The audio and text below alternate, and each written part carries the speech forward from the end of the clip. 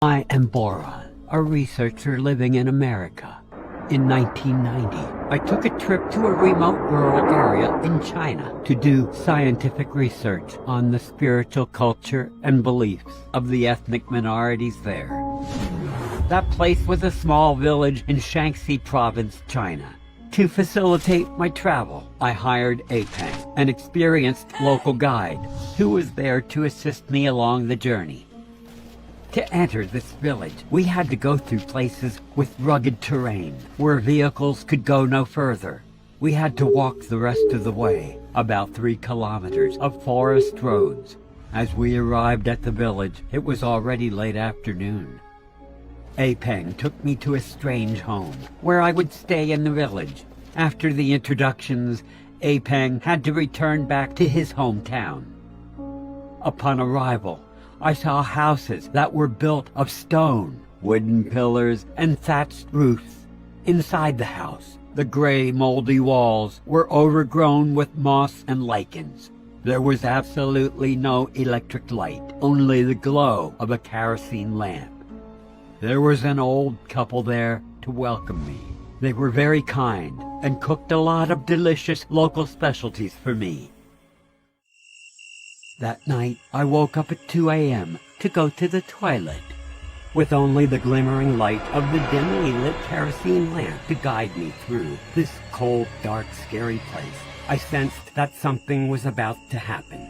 That feeling grew even more intense when I began my journey outside to the toilet, about 50 meters away from the house. To make it easier, I opened my backpack and took out the torch that I had brought with me. It was super dark outside, surrounded by the sound of insects. After walking for a while, I must have been caught by some kind of a noose or snare around my feet. I was suddenly hanging upside down from a tree by a rope bound around my ankles and feet. Looking down, I saw a strange couple standing on the ground, looking up at me with their cold, sharp eyes. They were talking to each other in a strange language that was unfamiliar to me. I couldn't hear them clearly. Next, I saw the old lady walking toward the rope that I was hanging from in the tree. She pulled out a knife and severed the rope. After falling to the ground, the only thing I could remember was that I was very dizzy. But before I was able to collect my senses, the old man suddenly rushed over to me, striking me on the head with some object like a heavy stick. The next time I woke up, my surroundings were dark. There was a strong smell of tar, wood, and tea. I panicked when I realized I was lying in a wooden coffin. I tried to scream, but no sound came out of my throat, as if I had been paralyzed by the shock of what was happening. I tried to open the coffin by hitting it with all my strength, but my limbs were weak and stiff with the heaviness caused by the trauma. Lying inside the coffin, I heard people outside. They were talking and chattering. They seemed to be busy organizing something. However, due to my limited understanding of my Chinese knowledge, I was not able to understand what they were saying. A moment later, the coffin lid was opened, and 2 muscular young men pulled me up. Under the weak yellow light, I could see the house and the coffin itself from where I was lying.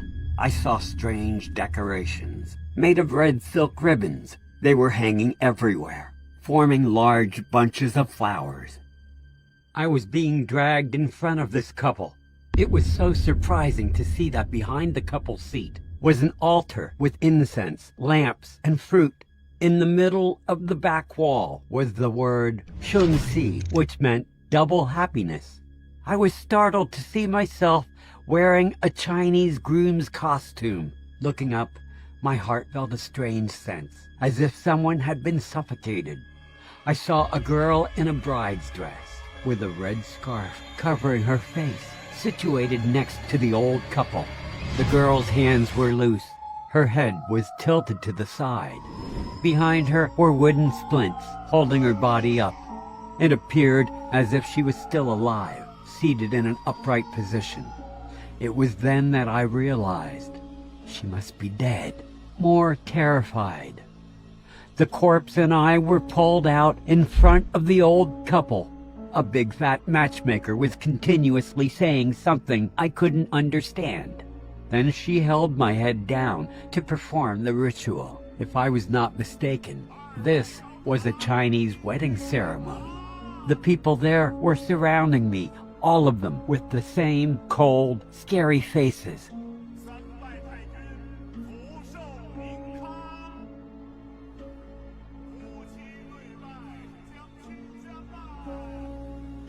At that time, I could do nothing but follow. Perhaps they had given me some kind of drug mixed in with my drink, which caused me to completely lose all my strength. After that, the corpse and I were taken back to the coffin. It was a large coffin, big enough for 2 people. And then, the coffin lid was slowly closed, followed by the sound of nails being hammered into the coffin lid. In an effort to securely close the coffin, these people seemed inhumane and cold. As the smell of the rotting corpse was rising, I felt stuffy and began to feel a cold sweat breaking out.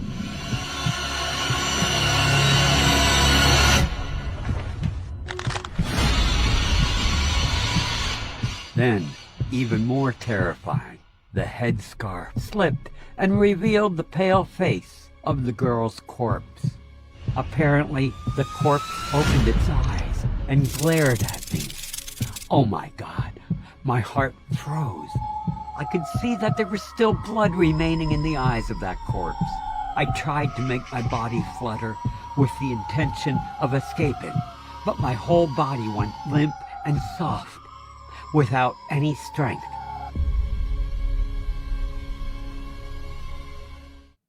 Meanwhile, the coffin was being lifted and carried to a place, then lowered into a deep pit.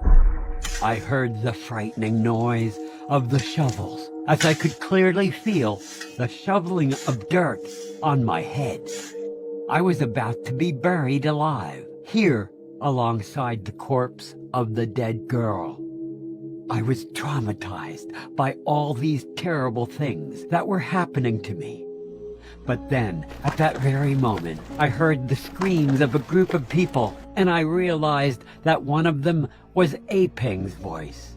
In that moment of suspense, I saw the coffin lid open. It was Apeng and 2 other local police officers. Fortunately, they arrived just in time to free me.